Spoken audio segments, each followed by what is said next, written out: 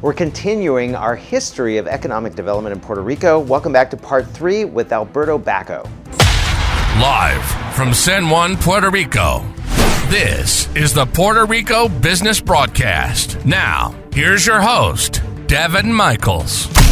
Welcome to part 3 of our 3-part interview with Alberto Bacó. Alberto, first of all, I just want to thank you so much for allowing us to spend so much time with you, so I really appreciate it.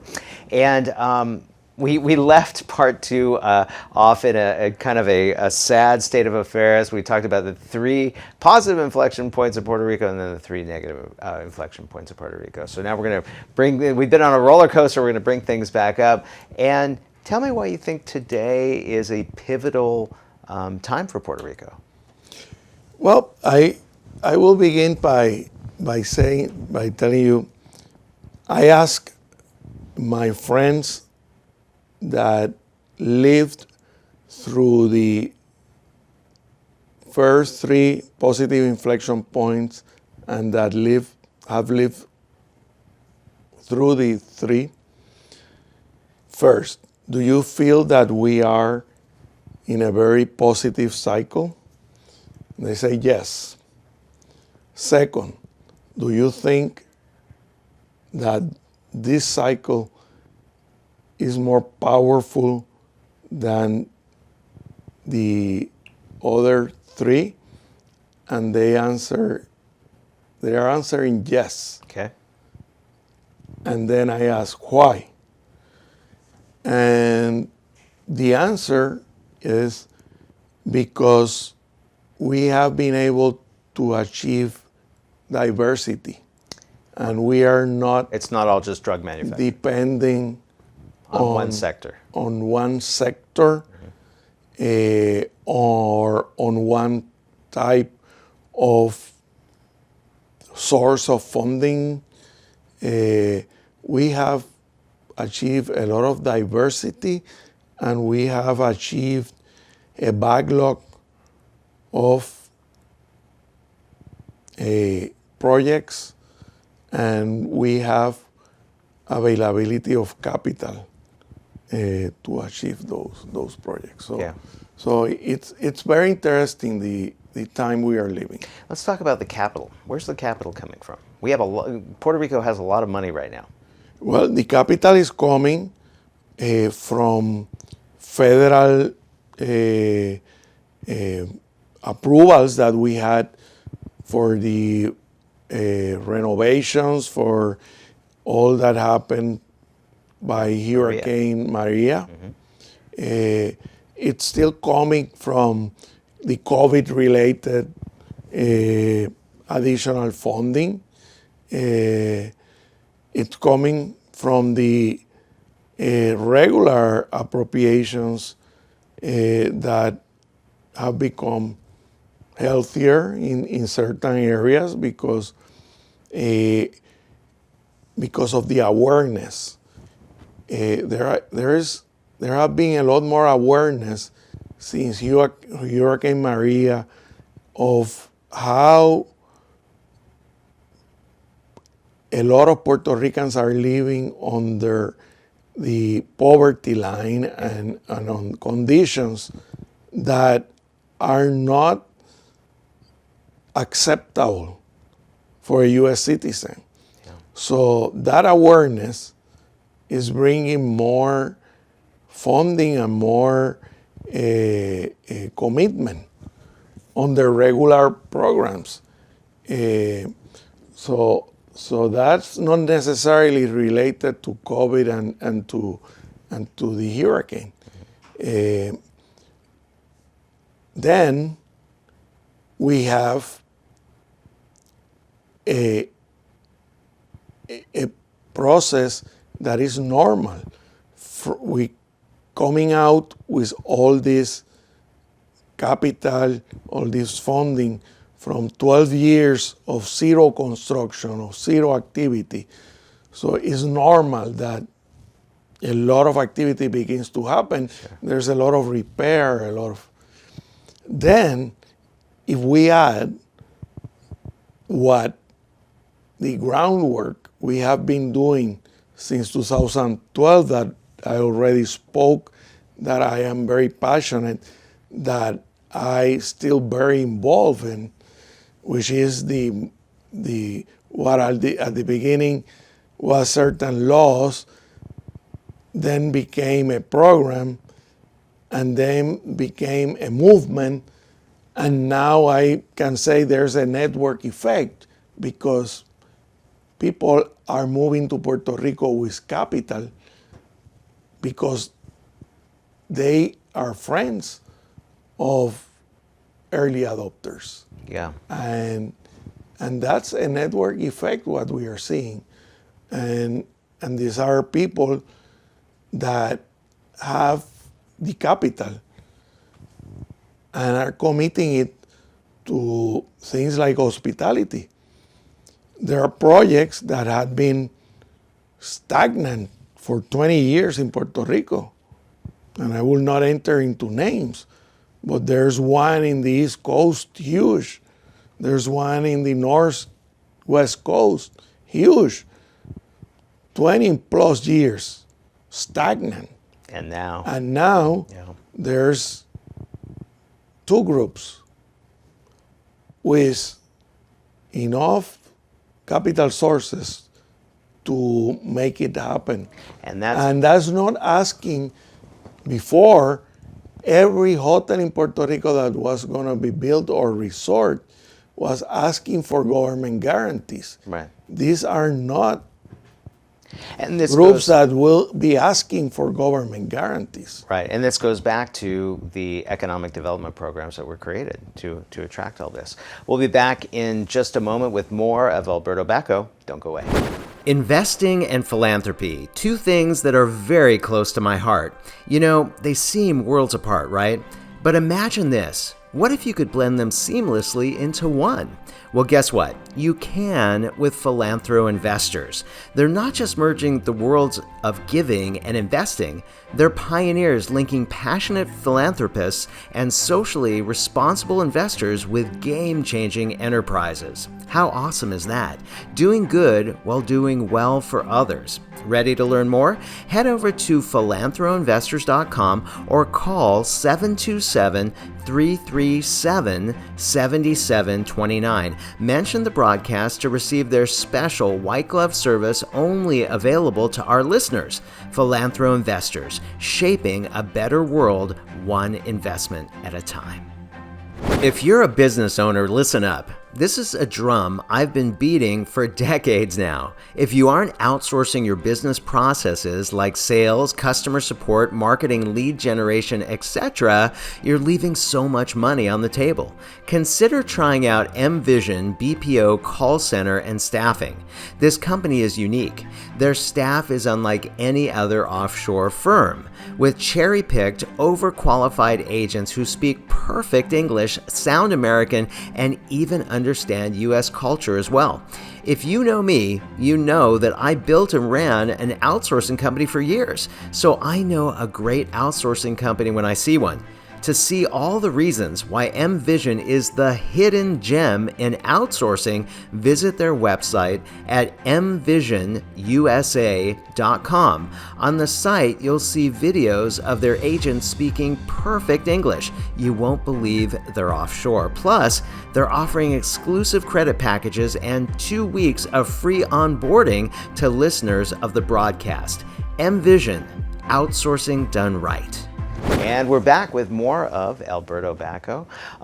Alberto, you're now in the private sector, but you're really doing some incredible things, and I want to talk a little bit about that.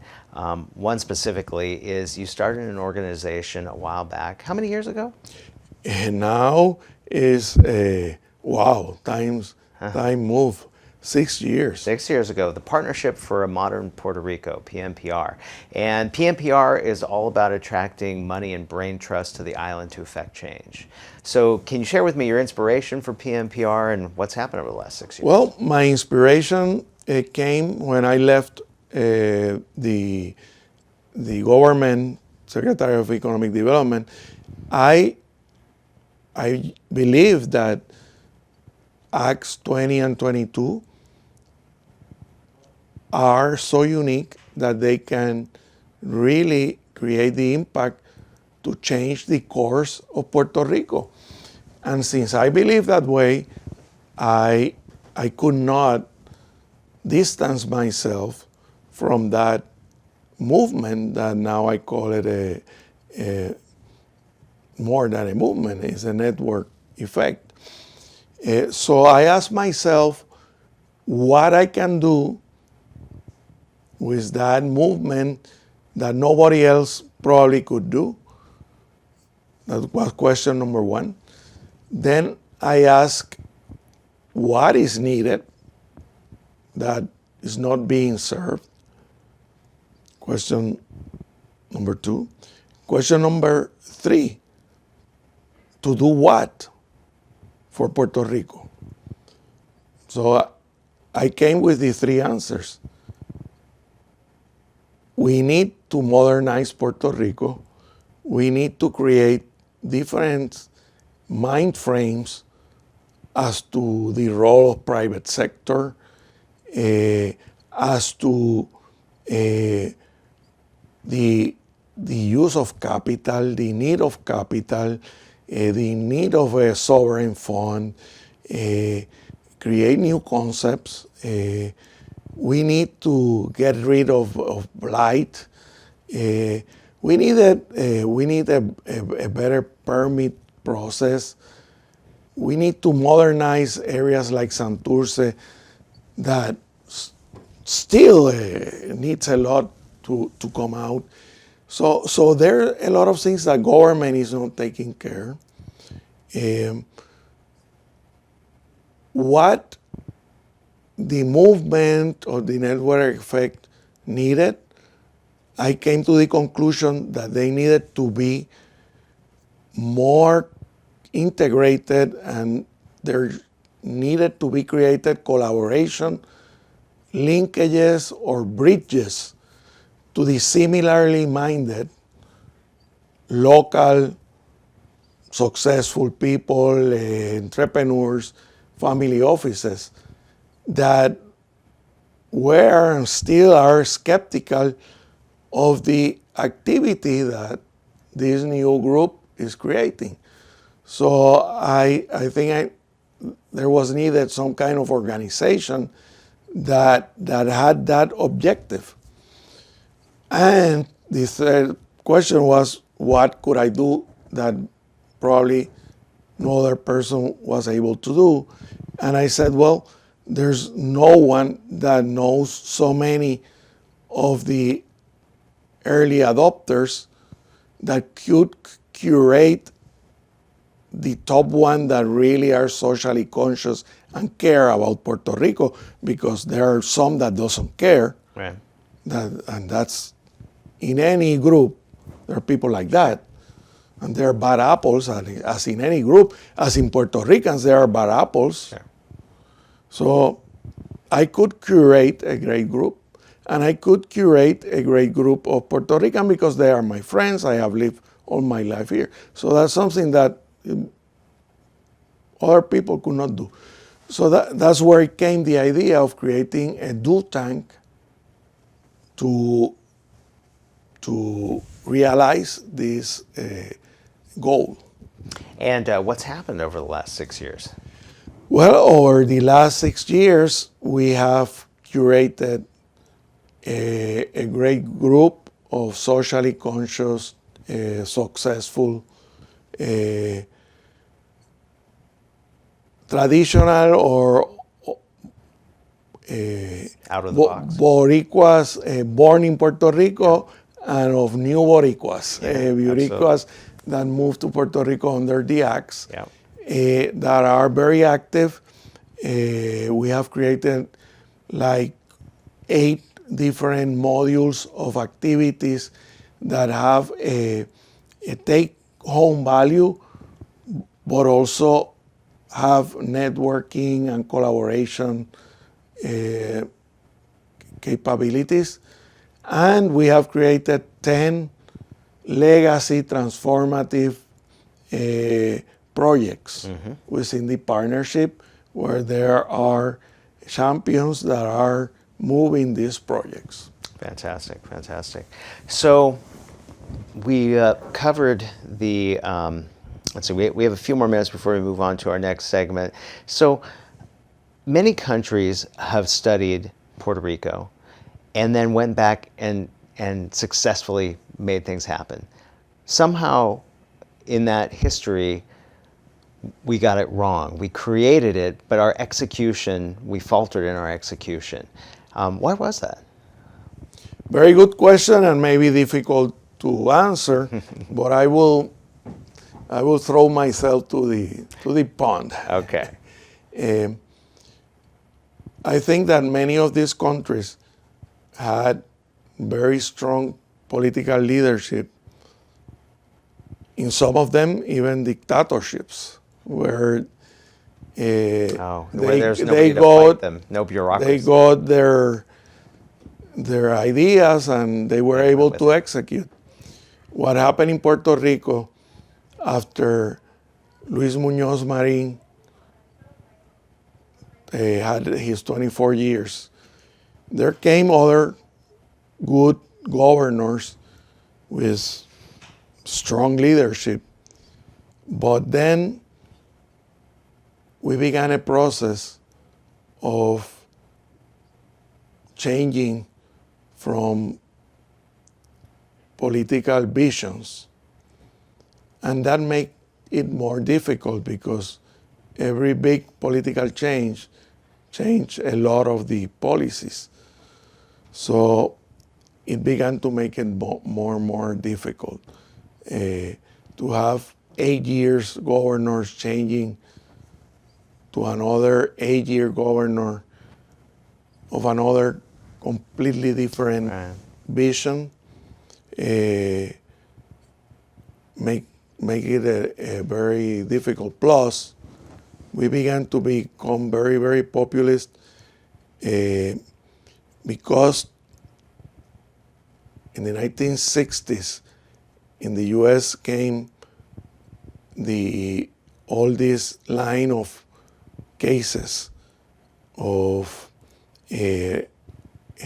civil rights that basically opened the door for a lot of the U.S. programs of welfare that we didn't have. And that created in Puerto Rico a welfare class. Mm-hmm. And that has made it also tougher for economic development. And to add to that, it came the 3 negative inflection points. Yeah. Plus, now they are not cycles of 8 years, they are cycles of 4 years, which is worse. So my medicine for that is private sector has to be stronger. Economic development have to come from private sector initiatives, and that's part of the job of the Partnership for Modern Puerto Rico. Excellent. To make consciousness of the need of the private sector. We'll talk more about that when we come back with more of Alberto Bacó. Don't go away. If you're looking for an event space, a wedding venue, or a gorgeous getaway, let me introduce you to the Aqua Marina Beach Club, a no-kids beach club oasis in Rincon. This gorgeous property includes a boutique hotel with 15 beautiful guest rooms, rooftop lounge, 360 view, swim-up pool bar, event spaces, coffee shop and gelateria, and a stellar restaurant.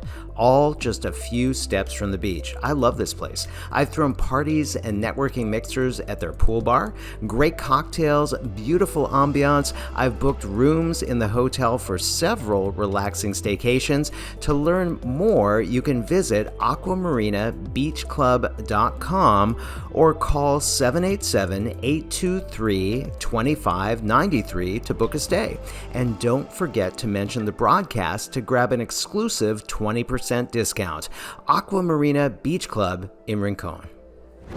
I don't know about you, but as a small business owner, I'm super picky about who's going to be keeping track of my money. A good accountant is an asset to your business, but a great accountant is worth their weight in gold. A good accountant does your books and taxes. A great accountant becomes a trusted partner in your business. So what's important? Knowledge, expertise, communication, speed, and accessibility. If I can text or call my accountant when I need him, and he either picks up my call or texts me right back, that is gold. And that's what I get with Luis Lamba at HLB Puerto Rico. I can always reach Luis when I need him, and that is gold. If I have a problem, challenge, or question, Luis has a solution. And if I need more resources, I can plug into the HLB network of over 400 independent firms worldwide. I don't mind saying it. In my opinion, Luis Lamba is the best accountant on the island. If you want to work with someone that you can communicate with easily, that understands your needs and works like a partner in your business, call or text Luis Lamba now at 787-646-1710 or visit hlbpr.com, mention the broadcast, and get a free consultation and save 10%. HLB Puerto Rico, committed to your success. And we're back with our final segment, Alberto Bacó. And Alberto, we've talked about the ups and the downs of Puerto Rico, but I think you and I both agree that Puerto Rico's best days are yet to be seen. Yes. Yeah. Yes. Yeah. We have a runway, a long runway. And some amazing things that are happening. Yeah. So let's speak to that. Well, we now have a construction industry that is very, very active. Yeah. Construction has a multiplier. We have just in the Condado sector, 14 new buildings that when all those buildings are finally up, modern buildings, all glass, that will bring more change. That will bring. And I want to say too, you know, I came to Puerto Rico for the very first time on a cruise 20 years ago. And looking out over Condado, I can honestly say that not much has changed in those 2 decades. But now it's changing. Now it's changing and it will be visible. Yeah. What had been missing is the cranes. Now we are beginning to see the cranes. Yeah. After that will come Santurce. Santurce also have a lot of projects going. On my private sector hat, I have 3 hotels in the process of development.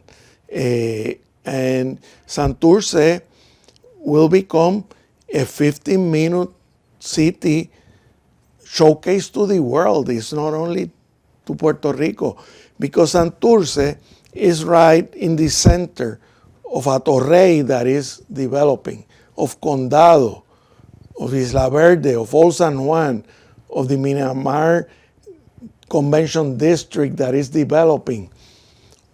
It is the center of infrastructure. It will be the artistic center, like in any big city, the Soho, the Wynwood. That's Santurce. And it's just beginning also to happening. So it's an exciting place. All the island have become hospitality happening. That has to do with all the this economic activity, but also has to do with the Airbnb boom, because that has taken tourism to places that are unique, that we didn't used to have tourism. Right. Now we have experience in the rivers, in the mountain, in the surfing towns, where there are mangroves. In the south, there's a dry forest. Attractions are around the island. So this has become a hospitality island, 100 by 35 full of experiences. Now, currently our travel or our tourism GDP is what, about 9%? No, Higher. that's the funny things. It used to be 6%. Okay. It went up to 7%. I believe that it can go up to 20%. That's 20% of an increasing pie, not on a decreasing pie, because we don't have manufacturing going down. Right. So it's amazing how all this economic activity feeds other economic activity. Because when you have construction, when you have manufacturing also active, when you have export services, that brings more people to hotels. You have more airlift. Puerto Rico has one characteristic that all the other Caribbean doesn't have. We have very affordable airlift from every corner of the United States. And that's something that is going up.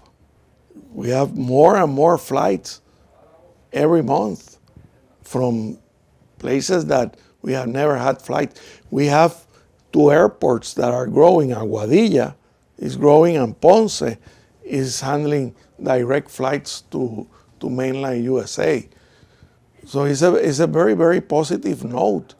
And I again say, now the next frontier is for all those Puerto Ricans that I know that love Puerto Rico, that have their heart on Puerto Rico, To come back to. to come back, or to be part of this new Puerto Rican.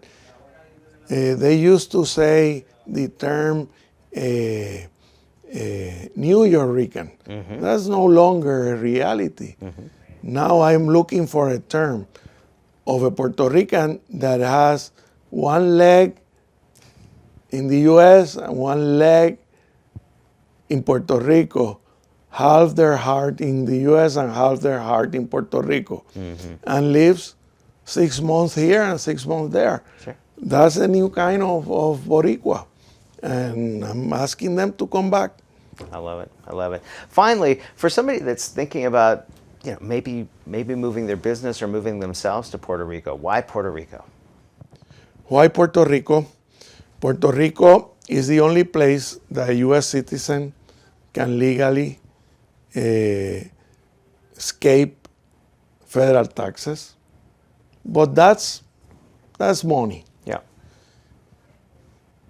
The real reason is my reason that I will not live in any other place.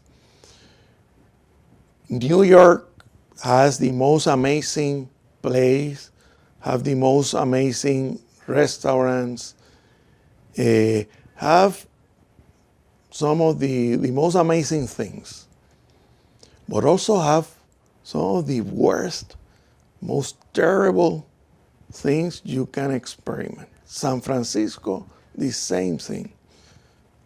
Go to the streets of San Francisco right now. You will be afraid.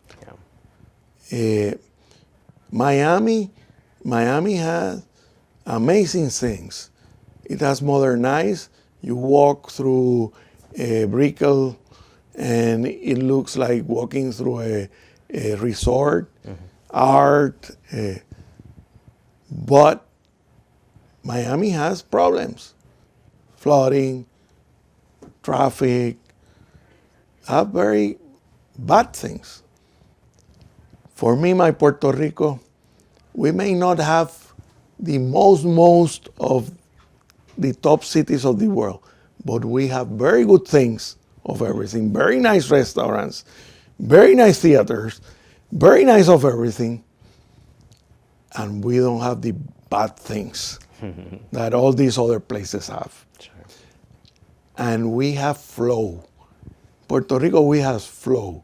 We have maybe half an hour in the afternoon and half an hour in the morning that there's heavy traffic. But apart from that, we move with flow. People are happy, and people are good people. People care here. Absolutely. And this is a unique place to live. It is. Some of the nicest people in the world are in Puerto Rico, a tropical paradise, some incredible tax incentives. I want to thank you, Alberto, for being with us today.